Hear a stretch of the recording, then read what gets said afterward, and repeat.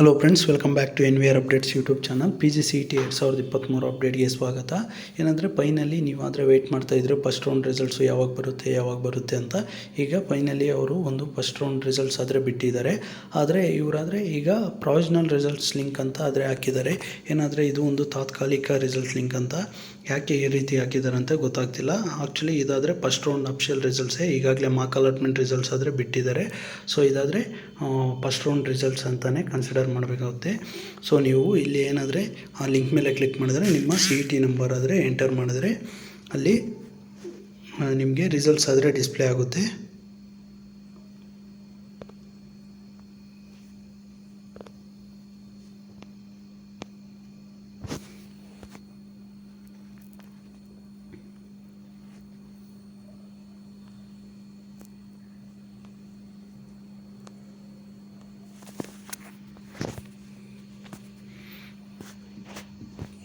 ನೋಡ್ಬೋದು, ಇಲ್ಲಿ ನೀವು ನಿಮ್ಮ CET ನಂಬರ್ ಆದರೆ ಎಂಟರ್ ಮಾಡಿ. ಇಲ್ಲಾದರೆ ನಿಮ್ಮ ನೇಮು ಹಾಗೆ ನಿಮ್ಮ ಕ್ಯಾಟ್ಗಿರಿ, ಯಾವ ಕ್ಯಾಟ್ಗಿರಿ ಇಲ್ಲಾದರೆ ನಿಮಗೆ ಅಲರ್ಟ್ ಆಗಿರುತ್ತೆ ಅಂತ. ಹಾಗೆ ನೀಟಾಗಿ ನಿಮಗೆ ಕೋರ್ಸ್ ಫೀಸ್ ಆದರೆ ಎಷ್ಟಿದೆ ಅಂತಲೂ ಮೆನ್ಷನ್ ಮಾಡಿದ್ದಾರೆ. ಇಲ್ಲಾದರೆ ನೀವು ಗಮನಿಸ್ಬೋದು ಯಾವ ಕೋರ್ಸ್ ಅಲರ್ಟ್ ಆಗಿದೆ, ಅದರಲ್ಲಿ ಫೀಸ್ ಆದರೆ ಎಷ್ಟಿದೆ ಅಂತಲೂ ನೀಟಾಗಿ ಆದರೆ ಮೆನ್ಷನ್ ಮಾಡಿದ್ದಾರೆ. ಇದಾದ ನಂತರ ಒಂದು ನಿಮಗೆ ಚಾಯ್ಸ್ ಎಂಟ್ರಿ ಅಂತ ಒಂದು ಆಪ್ಷನ್ ಆದರೆ ಬಿಡ್ತಾರೆ. ಆ ಚಾಯ್ಸ್ ಎಂಟ್ರಿ ಮುಖಾಂತರ ಯಾರಿಗೆಲ್ಲ ಸೀಟು ಅಲಾಟ್ ಆಗಿರೋದು ಸ್ಯಾಟಿಸ್ಫೈ ಆಗಿದೆ ಅಂತ ಇರೋರು ನೀವಾದರೆ ಚಾಯ್ಸ್ 1 ಆದರೆ ಕೊಡಬೇಕಾಗುತ್ತೆ. ಹಾಗೆ ನಮಗೆ ಸಿಕ್ಕಿರೋ ಕಾಲೇಜು ಓಕೆ, ನಾವಾದರೆ ನೆಕ್ಸ್ಟ್ ರೌಂಡ್ ಪಾರ್ಟಿಸಿಪೇಟ್ ಮಾಡ್ತೀರಿ ಅನ್ನೋರಾದರೆ ಚಾಯ್ಸ್ 2 ಕೊಟ್ಟು ನೀವಾದರೆ ಈಗ ಸಿಕ್ಕಿರೋ ಕಾಲೇಜ್ಗಾದರೆ KA ಫೀಸ್ ಎಷ್ಟಿರುತ್ತೋ ಅಷ್ಟು ಅಮೌಂಟನ್ನಾದರೆ ಪೇ ಮಾಡಿ ನೀವಾದರೆ ನೆಕ್ಸ್ಟ್ ರೌಂಡ್ಗಾದರೆ ವೆಯ್ಟ್ ಮಾಡಬೇಕಾಗುತ್ತೆ.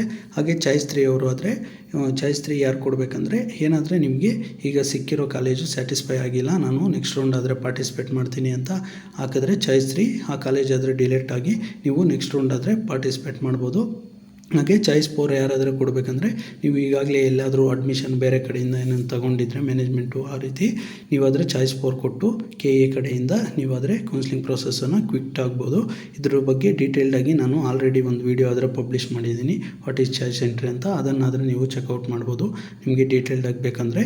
ಇದಾದ ನಂತರ ಚಾಯ್ಸ್ ಎಂಟ್ರಿ ಆದ ನಂತರ ನಿಮಗಾದರೆ ಒಂದು KA ಅಫಿಷಿಯಲ್ ಆಗಿ ಒಂದು ಲಿಂಕ್ ಆದರೆ ಬಿಡುತ್ತೆ. ನೀವು ಚಲನ್ನ ಡೌನ್ಲೋಡ್ ಮಾಡೋಕ್ಕೆ ಆ ಚಲನ್ನ ಆದರೆ ಡೌನ್ಲೋಡ್ ಮಾಡಿಕೊಂಡು ಅಲ್ಲಿ ಕ್ಯಾಂಡಿಡೇಟ್ ಕಾಪಿ, ಬ್ಯಾಂಕ್ ಕಾಪಿ, ಹಾಗೆ ಒಂದು ಕಾಲೇಜ್ ಕಾಪಿ ಅಂತ ಇರುತ್ತೆ, 3 ಆದರೆ ಇರುತ್ತೆ ಫಾರಮ್ಮು. ಅದನ್ನು ತಗೊಂಡು ನೀವು ಬ್ಯಾಂಕಲ್ಲಿ ಹೋಗಿ ಆದರೆ ಪೇ ಮಾಡಬೇಕಾಗುತ್ತೆ. ಅಲ್ಲಿ ಹೋಗಿ ನೀವು ಡೆಬಿಟ್ ಕಾರ್ಡು, ನೆಫ್ಟು, RTGS ಆದರೆ ಮಾಡ್ಬೋದು. ಯಾವುದೇ ರೀತಿ ನೀವು ಆನ್ಲೈನ್ ಪೇಮೆಂಟು, ಸುಮಾರು ವಿದ್ಯಾರ್ಥಿಗಳಾದರೆ ಕೇಳ್ತಾಯಿದ್ರು, ಸರ್ ನಾವು ಫೋನ್ಪೇ, ಗೂಗಲ್ ಪೇ ಮೂಲಕ ಫೀಸ್ ಆದರೆ ಪೇ ಮಾಡ್ಬೋದಾ ಅಂತ. ನಿಮಗೆ ಯಾವುದೇ ರೀತಿ ಆನ್ಲೈನ್ ಮುಖಾಂತರ ಆದರೆ ನೀವು ಫೀಸ್ ಆದರೆ ಪೇ ಮಾಡೋಕ್ಕಾಗಲ್ಲ. ಜಸ್ಟ್ ನೀವು ಬ್ಯಾಂಕ್ಗೆ ಹೋಗಿ ಅಲ್ಲಿ ಬೇಕಾದರೆ ನೀವು ATM ಕಾರ್ಡು ಇಲ್ಲ ನೆಫ್ಟು, RTGS ಆದರೆ ಮಾಡಿಸ್ಬೋದು. ಈ ರೀತಿ ಆದರೆ ನಿಮಗೆ KA ಫೀಸ್ ಚಲನ್ ಮೂಲಕ ನೀವಾದರೆ ಫೀಸ್ ಆದರೆ ಪೇ ಮಾಡಬೇಕಾಗುತ್ತೆ. ಅದಾದ ನಂತರ ನೀವು 1 ಅವರು ಇಲ್ಲ 1.5 ಅವರ್ ವೆಯ್ಟ್ ಮಾಡಿದ್ರೆ ಇಲ್ಲೇ ಒಂದು ಲಿಂಕ್ ಆದರೆ ಬಿಡ್ತಾರೆ, ಅಡ್ಮಿಷನ್ ಆರ್ಡ್ರು. ಅದನ್ನು ಡೌನ್ಲೋಡ್ ಮಾಡಿಕೊಂಡು ನೀವು ಕಾಲೇಜಿಗಾದರೆ ಹೋಗಬೇಕಾಗುತ್ತೆ. ಇದ್ರ ಬಗ್ಗೆ ಎಲ್ಲ ನಾನು ಡೀಟೇಲಾಗಿ ಹಿಂದಿನ ವೀಡಿಯೋಗಳಲ್ಲಾದರೆ ತಿಳಿಸ್ಕೊಟ್ಟಿದ್ದೀನಿ, ನೀವು ಅದನ್ನು ಚೆಕ್ಔಟ್ ಮಾಡ್ಬೋದು.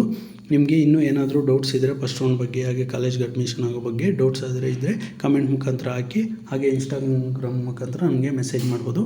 That's all for this video. Keep watching NVR updates for more educational and scholarship related updates.